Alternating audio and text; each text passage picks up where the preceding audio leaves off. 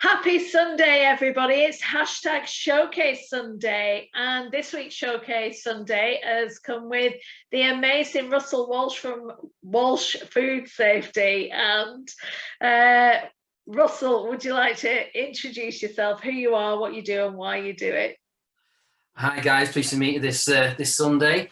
Yeah, my name is Russel Walsh. I've just set up a company called Walsh Food Safety, consultancy.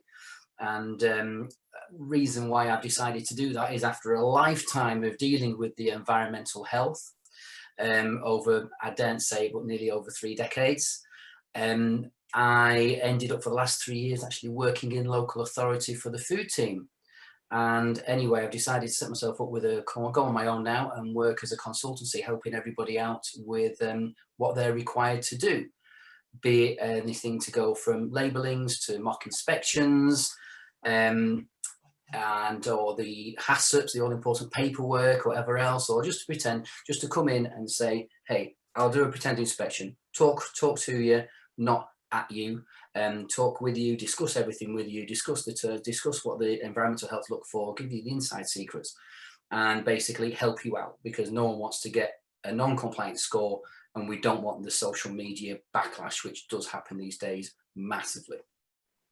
Absolutely, absolutely. And that is a really good, I'm going to come back to that, because that is a massive opening for everybody in the hotel and hospitality sector right now, with all the legislations and restrictions, guidelines changing and updating. So let's first of all go to what is unique and different about Walsh Food Safety. And you know, you've alluded to it in your opening introduction, but what is your USP against your competition as opposed to your competition? Experience. I've worked in all sorts of different levels of the hospitality trade. I started off when I was 13 in a cafe when I was still at school. I was a pizza boy in Harvey's nightclub in Morecambe when I was 17. I've over the years, I was the youngest manager for Thwaites'. I took over the family business when I was 26, when my dad was really ill. Ran that for 17 years. I can speak, I can talk to you, and I can help you out. I don't patronize you like the environmental health have generally like to do, where they just talk down to you. And that's not what I'm here for. My USP is the fact that you can talk to me, you can ask me questions, I'll explain it to you. We'll have a mutual understanding about how inconsistent the environmental health are.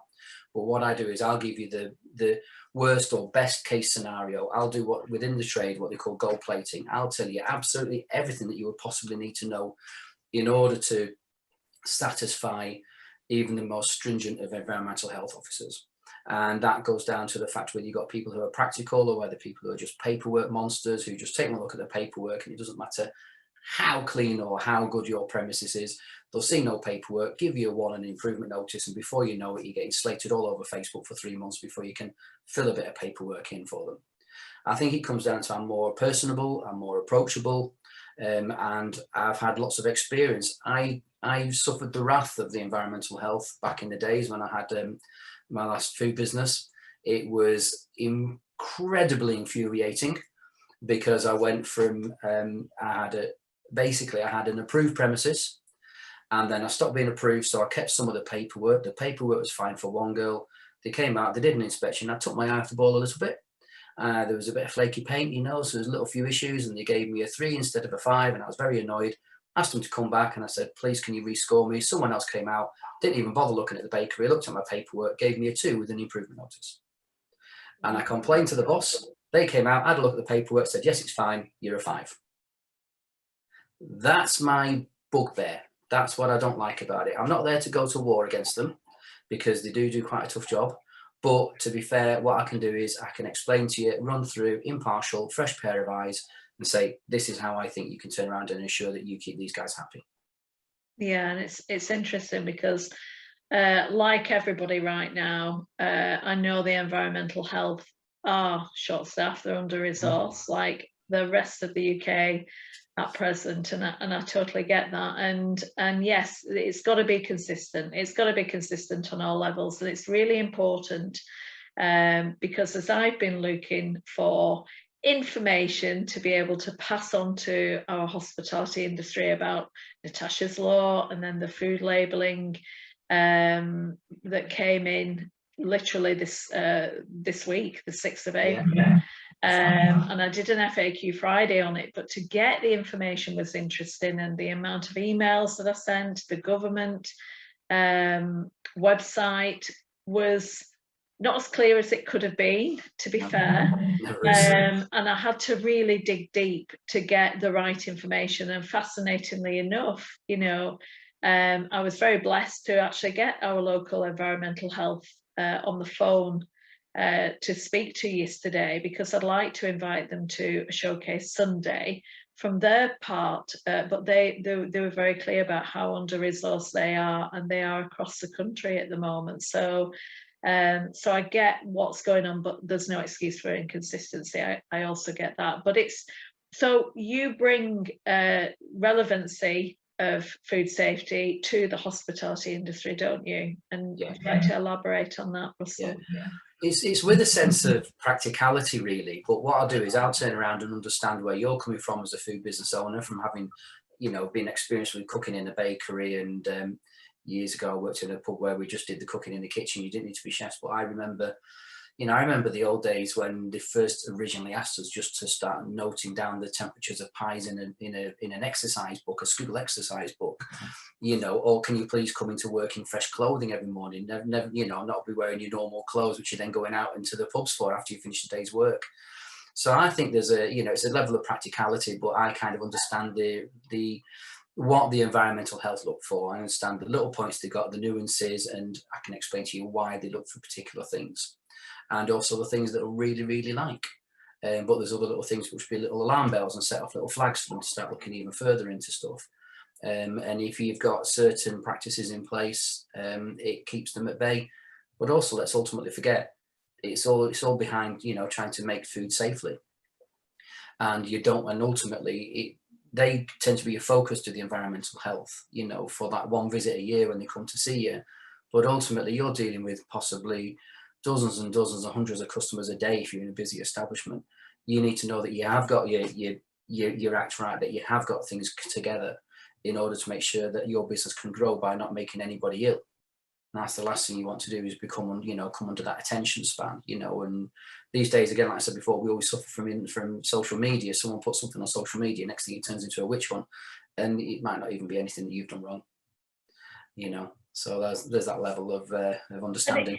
And it is important. I'm very blessed that at the beginning of my career, well, probably about five, maybe 10 years into my career, that I actually took my advanced hygiene course, which really opened my eyes of what is out there and what you could potentially do if you get it wrong.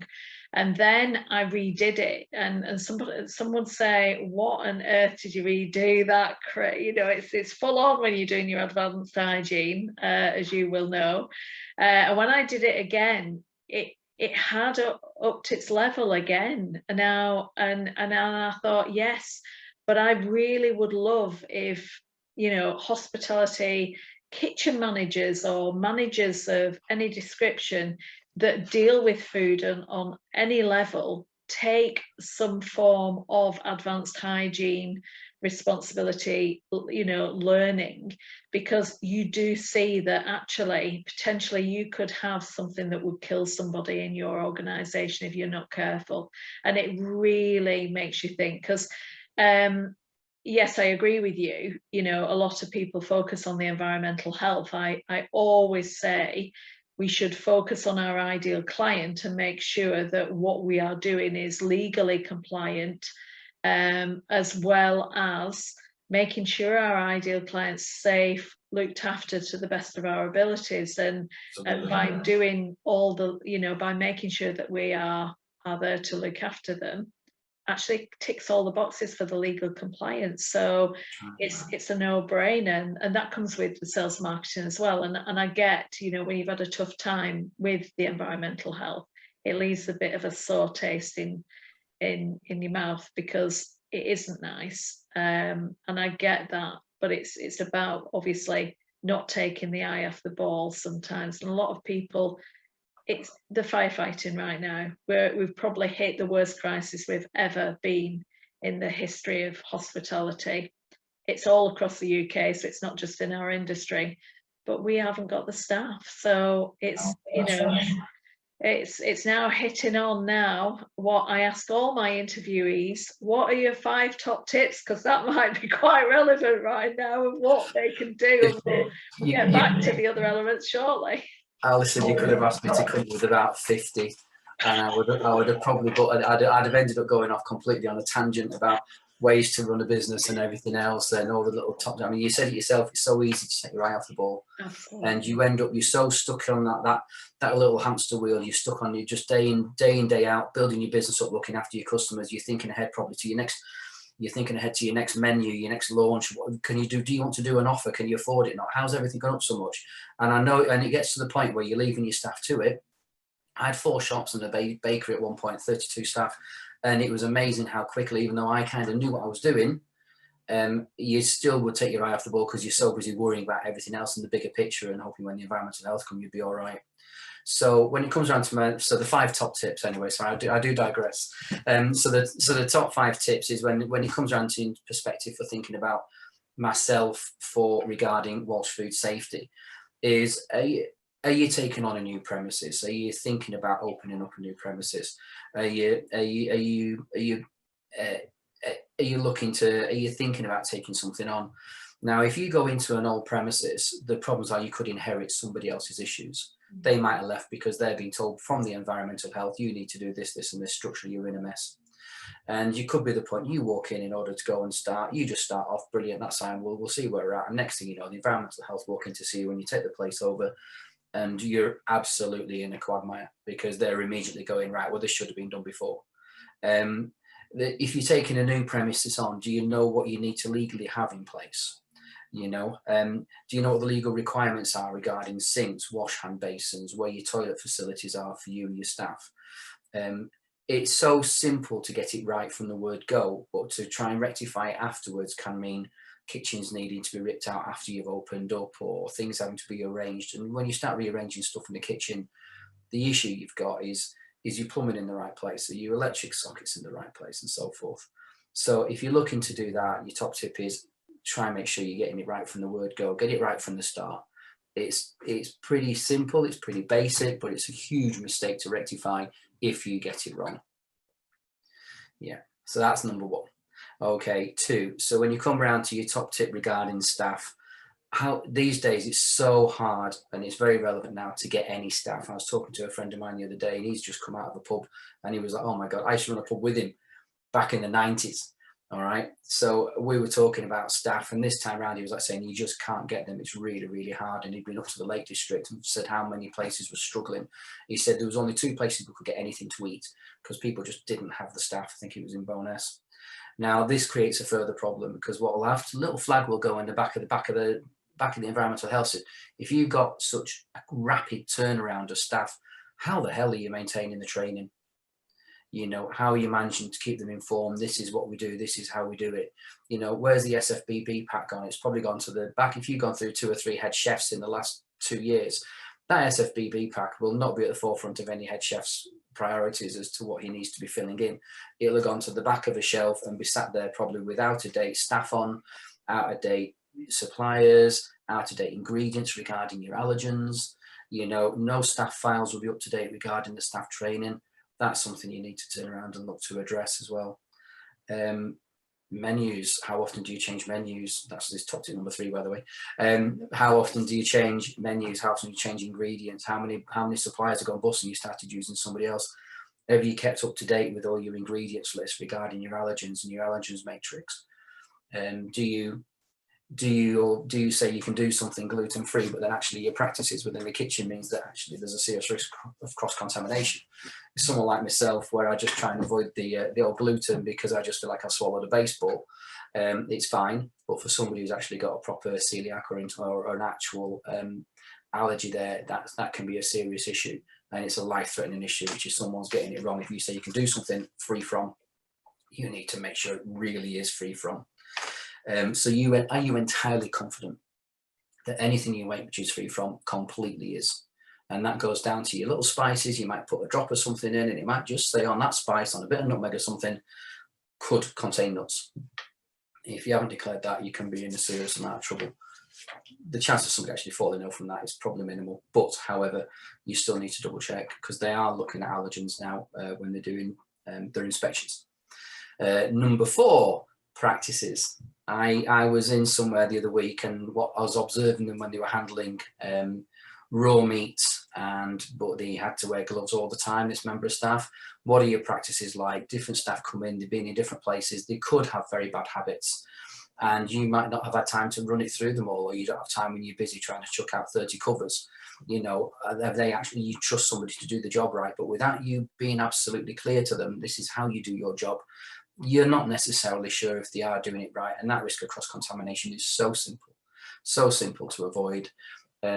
It's a classic case. Someone goes to the kebab shop, gets a kebab, thinks they've been poorly. It's nothing to do with the 12 pints of Stella and half a dozen Jaeger bombs they've had the night before. But they pick up the kebab and they get it probably not the meat, it's the salad, because someone's handled the salad after handling raw chicken. That's pretty much 99% of the time, that's where it comes from. And regarding practices, then regarding with the staff as well, they always know what to say, you know, but it's when you're observing them whether they actually do it or not. So those are something which can be of issue regarding how your staff operate within the kitchen. Number 5, structural. It might seem relatively simple, but all of a sudden the split becomes a hole in the floor, or a crack in the wall becomes a chasm. It's the things which you don't really see, you don't really think about all that much, because you're just too busy working through it. How long does the hot water come through? It's a little nuance. How long does it take for the hot water to come through in your wash hand basin? So if your staff are handling raw meat with the hands, by putting a chicken on the grill or a steak on the grill, you got to wash it through. If it takes you, 30 seconds to a minute to get that hot water through, if you're rushing, do you really turn around and wash your hands properly? So there's that level of, when you look around, if it gradually starts to go around your structure, you don't notice it. But if you took pictures of before and after from like 1 year to 3 years later, you'd be like, oh my God, how did that happen? But this is what happens. You see, you're in there all the time, busy with your business. Environmental health will, they're a fresh pair of eyes. They'll walk in straight away and go, oh, what about this? What have you got for this to look at? How often do you maintain this? And you say, I'm struggling to pay the bloody wages and the VAT man last month. Never mind, get the decorators in. I've been there and I understand it.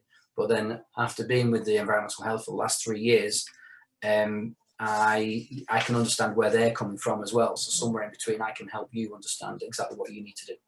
So you've got an extra bonus giveaway tip, haven't you, Russell? Would you like to share that with us? Yeah, basically, don't leave it till it's too late. If you find yourself, don't get me wrong, if you find yourself in trouble, you need a bit of crisis intervention, give me a call. We can work through what there is and help you get anything set up, whether it's allergens practice or HACCPs. But, by the time the environmental health come in, they found something wrong, you're finding yourself in the mire. It would have been easier just a couple of weeks before to have had me in, and we could have pinpointed this. So it's just saved you all the hassle. And it's not massive amounts of money, is it? It's only, what is it? £250, and for that I come along, spend a couple of hours with you, more if necessary, run through what we need to do, and then you'll get a written report back as well, explaining everything that's legal, everything that's recommended, everything that you need to be doing in order to, A, make food safely. So I'm sure you know how to do it, but you never know if someone's got the eye off the ball, and B, keep the environmental health at bay, and you can, and keep your high score. Excellent. It's all about being proactive, not reactive, everybody. And this is what it's all about. And this is what AJLX stands for every day anyway. And I love the fact that we've got experts in the field who are making sure that we can be proactive and not reactive. And I would always add right at the beginning of if you are opening a new premises or a new business, actually get in touch with your environmental health first. Without a doubt. First thing, get them in, get them to help you, get them to help and guide you and give you, a rough plan of what they think you should be doing. It's a lot better to be on that side as on the other side where you do it all yourself and you get it wrong. Yeah, they are. To be fair, Lancaster, where I was at, they are doing like advice visits and stuff. So if you're taking somewhere over, how busy they are as to how quickly they can get out to you, I do not know. Yeah. But they were willing to do that, and that was when I was working there. I said, instead of just walking in, slapping your clipboard and waving your pen around or whatever else, then is it not better to actually talk to them, and people and help them out? Because some people don't understand. It's not like it's licensed, when you take over a food premises where you have to be approved, as in stamp that you can open before you open up. It's not like you have to have any specific training courses behind you in order to take on a food business. It's So people, a shame that it really it is. Well, it has been a bit of an idea really that it should be licensed. A bit of a discussion. Not saying it's anything higher up, but around the desks in the office, we many times said, really, you should be licensed where you are qualified. You have been on a course. It's like if you're opening up a pub, you do need a license. You do need a license holder. You do need your premises to be right and your licenses to be in place before you open up. But that's an alternate. That might as well be an alternate universe, because that needs to be changed from the top all the way down. It does. It would be helpful for everybody, including the customers. I mean, the customers at the ultimate arena is the ones who would end up either sick or it could be life-threatening. And this is really important, especially with the allergens, as you said earlier. All it takes is one little ounce of a nut to kill somebody or make them very, very sick, depending on how serious their condition is. And it's that confidence that guests really expect now. They expect the confidence, not that I'll just go and check with the chef conversation. It is quite worrying that happens, and I always used to bring the chef out to talk to anybody who had any queries whatsoever, because it's always best to look them in the eye and say, can you really serve me and look after me, and it always gives that added confidence. But yes, the allergen information, so many changes recently with Natasha's law. And obviously the calorific labelling. Do you want to allude to any of those areas? All I know, Natasha's law really is that if you're selling anything pre-packed, then yes, you need to label the ingredients so no one can pick anything up by accident. It's almost the simplest rule of thumb is if you're wrapping anything up and the wrapping needs to be attacked in order for them to get to it, or the people who made it aren't going to be around for them to ask any questions, you need to label up the allergens. The calorie counts now on menus and things like that. I had to read up on this the other day because I saw that as it popped up on the news. I was like, oh, because oh, that's interesting. If you've got more than 250 members of staff, then you need to be putting the calorie counts on it. I'd need to look more into this, really, to be fair. But if you've got less than 250 staff, you don't need to worry about it. Not at the moment, but I'd certainly start looking at it, because that's 250 staff plus it's not the SMEs, the small, medium enterprise businesses. Yeah. But it is actually, I would say, it's opened a can of worms in itself, but we'll not go into that. Yeah, how do you calculate that? Because I actually, I had an issue with this when I was making pies. I did calculate the percentage of calories in a pie by working out the percentage of how much all my ingredients were, right? And trying to do that, and I was never the best at maths. Trying to do that, and I was amazingly surprised. It was like, do you know what? You can eat a pie and lose weight, but probably not 4 a day.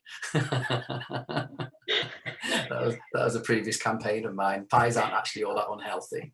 You're only at about 500 or 600 calories for a pie. You can go with that. You're actually speaking to the wrong person, because I am from the pie making world, from Wigan, originally. Oh. So I am a bit biased on that pie should be part of your staple diet. Yeah, I agree. Just no chocolate or beer on the same day. Try and avoid the Guinness. Fantastic. It's true. It's keeping up with the legislations, and if you make friends with your not friends, but if you make really good acquaintances with your environmental health, your local environmental health, then it really does help and support you, and have people like Russel who will really dig deep and find out all the information that you need to have as well. The interesting thing is the clarification, and I always bring this up with my experts on the Showcase Sunday panel. You know, the clarification, it's been a bit of a struggle. You yourself, you're an expert in this field, and you've had to really dig and dive into lots of different information to find out. And this is where I find it really frustrating for the hospitality industry, because, you know, if they didn't have experts in the field doing this for them, they would be really in trouble. And I found this all the way through COVID. I was constantly delivering a new FAQ Friday with a different guideline, restriction legislation that had just come in to demystify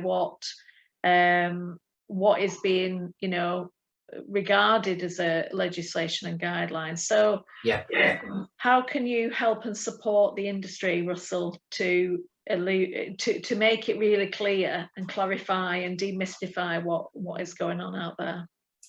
How can I help the industry? It's a case of trying to simplify things, because a lot of the complication gets lost as to what the regulations actually say, as to then an environmental health officer's interpretation.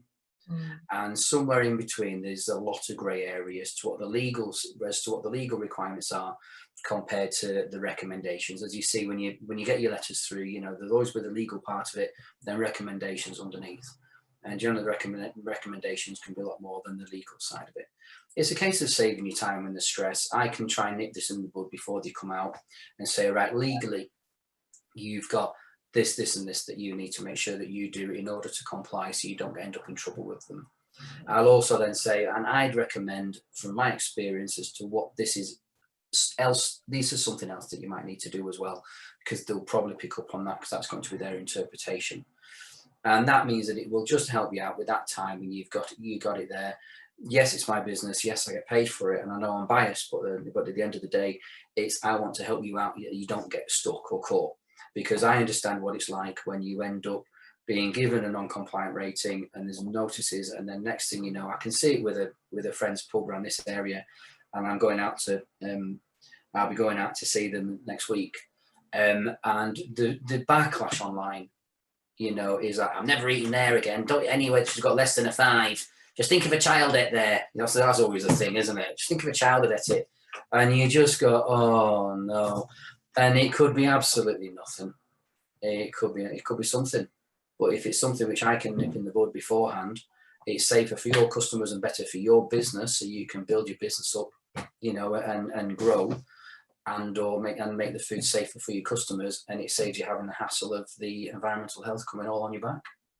So examples of what you do for the clients in the hospitality industry, obviously, to save them time and money, that without a doubt is a great example, you know, and you add value in the fact that you're saving them the sales and marketing headache that potential backlash would follow, as well as all the different operational elements that they're going to have to be on top note about anyway. They should be on top note anyway, to make sure that the food is safe, and the environment that they have within the organization is absolutely clean, hygienically clean, and you know. But it is interesting, because if you go in first with the packages that you offer, Russell, would that be that going in first, and that would be one package, like a basic, I'll come in and inspect for you and give you the right recommendations before you are inspected?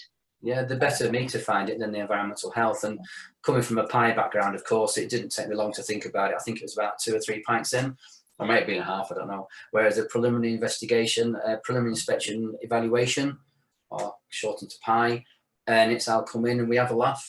We have a laugh, work with you, work with your chefs, you know, run through everything. I'm not going to sort of like find somebody, what's this, and put it in the bin and start putting dye or washing up liquid all over it. It's just a case of, right, this is what they're going to find, and this is what, like, people do get angry. They say, yeah, but that doesn't make any sense. I know it doesn't make any sense. And I know where's the risk as the initial 3 words I always used to use when I worked there. Where is the risk? And he said, it isn't, but this is what we're looking for, because it actually can develop into being a risk. Yeah. And, you know, and ultimately these are very clever people, they're qualified. And I think this is where the problem lies with the laws regarding the labelling and the Tasha's law and everything else. It's being written by people who very clever, very qualified, very legal minded, and then it's got to somehow filter through to the environmental health officers to understand what they're looking at, and then it's got to be sometimes put into simpler, more layman's terms when it's coming down to deal with, you know, people who are working in the kitchens on the floor. And yeah, and that's something which I quite enjoy, really. Yeah, I get a lot of satisfaction from that. Yeah, to actually help and support it to become practical. Yeah, that's right. And you're better off nipping it in the bud before it becomes an issue. And the last thing you want to do is incur the wrath, or where they're focusing on you. You know, in an ideal world, everywhere would be perfect and there would hardly be any of them knocking around. But I don't think that's ever going to happen, because food safety is always a growing industry, and changes and practices, sous videing, you know, there's all sorts of changes and practices kicking in, which they need to have, which you need to have it spot on. Yeah, and it is a matter of life and death in so many situations. And there's, you know, when I did my advanced hygiene, you know, each time it still opened my eyes, you know, when you're swabbing, you know, the surfaces, and you think they've just cleaned that, but they've missed a big area where it's cross-contamination. That could be someone's life in jeopardy. You know, and we can't have that. So it's about the why, the reason why we do what we do, and why we have to make it safe. And when we get that as a team, once it's communicated throughout the whole of the organization, that it's not just a tick box, it's actually saving lives and making sure that you're, you know, looking after your customers. And I think that then changes what we do in the organisation to make sure that we keep everybody healthy and safe. Yeah, I agree. I think regarding that, where it's not just a tick box, it's interesting how I was never, and I'll be honest about this, I was never a massive fan of the SFBB. I think that it's a huge chunk of paperwork, which it could be a lot simpler. However, it's what they love to see, and it can be actually used as a very useful tool, especially when it comes around to your staff training, where the boss or the head chef at the time will turn around and fill it in and go through it all and say, this is what we're going to do. And then it goes up on the shelf, and it stays up there for a couple of years until it's gone grey and green with age.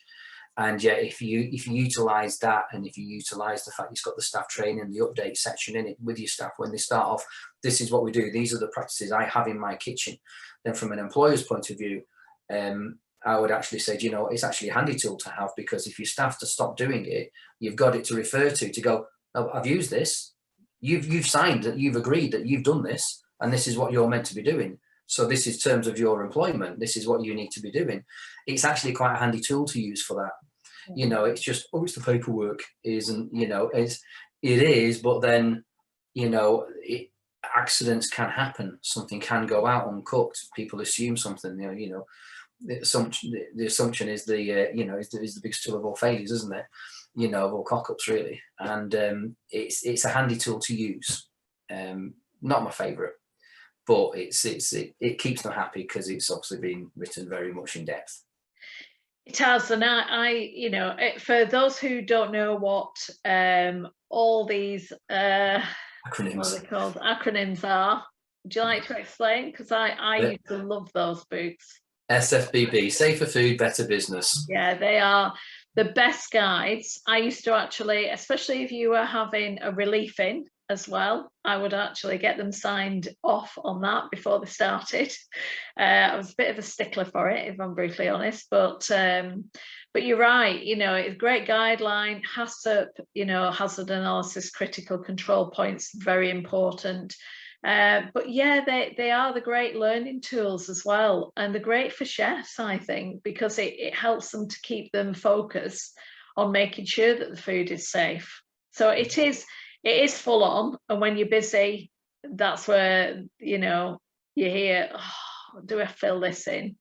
But I agree, it is your safety net as well. So yeah, it could have been probably a bit easier to understand, and I think if they do that, without a doubt, yeah, it would be really helpful. So if someone was sitting on the fence right now thinking, okay, this Russel guy, he sounds great, Walsh Food Safety, yes, he can massively help us to get ready for an inspection, but also to make sure that our food is safe for the outside world, for our guests, and make sure that we're always got a number 5. How do they get it? You know, what would somebody who's already worked with you say? What would they say to somebody sitting on the fence, first of all? Yeah, well, I'll go back to this. I went out to do a couple of pies week before last, and one Jet's very kindly written a bit of a review, already put a comment on Facebook saying it is very informative. It was good to know that they got what they're getting right. It was, you know, nice to see what they need to improve on and what they were getting wrong, which is kind of what you want to see, because he wants to keep and maintain, gain and maintain that all important 5. When I was there, I noticed just a few little issues where it just gone back on tiny little things to do with maintenance, cleaning. But he told me the story about how this was prior to us doing this, they'd put the kitchen in and then they'd had to take all the kitchen back out again to refit it because they were doing it wrong.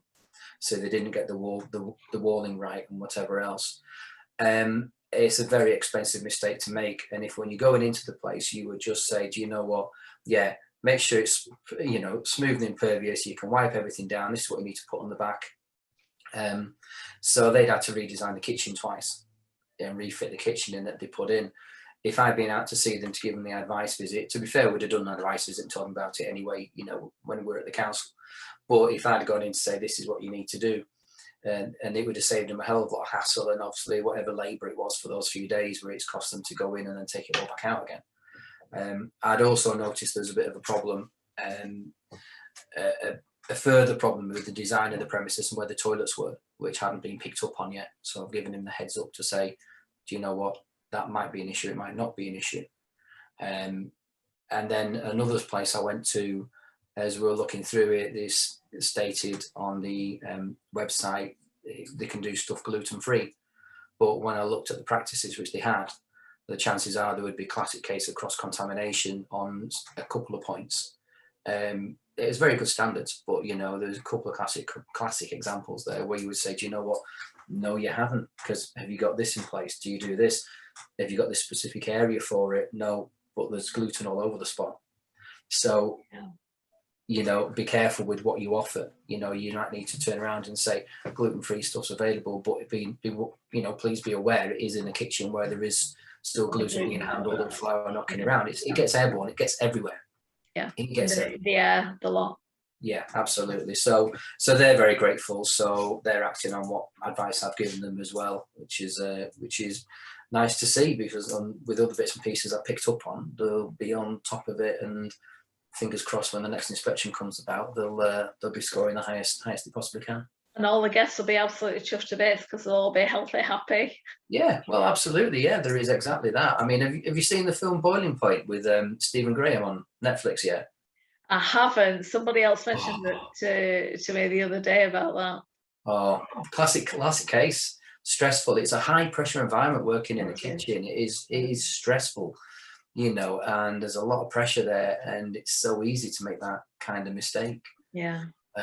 You know, the more practices you got in place, the better chances you got of the environmental health coming in and saying, actually, the practices are really good. And have it as a daily habit, you know, that it's a non-negotiable, because that's the one thing that, you know, if you say, oh, it's a tick box, if the mentality of what you're actually delivering is it's a tick box, or it's just a bit of paperwork, but have it as a real daily habit that this is important for the foundations of our business to run an effective and efficient and clean and hygienic, food safe environment. You know, it's a no-brainer. I think it's changing the wording sometimes and the language around it that helps and supports, and some of that is because the naivety of not understanding the full reasons or not getting the full training of it, and I do think that's really important.